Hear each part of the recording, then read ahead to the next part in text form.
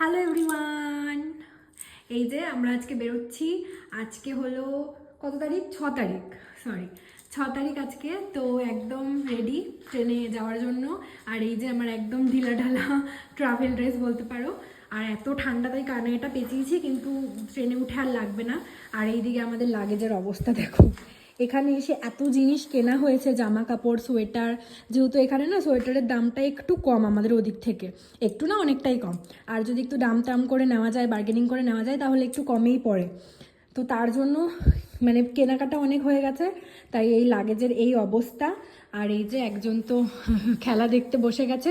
মোটামুটি আমাদের রেডি, একটুখানি কিছু বাকি আছে আমাদের, তাই জন্য আমরা বসে আছি। এখনই রওনা দিয়ে দেবো।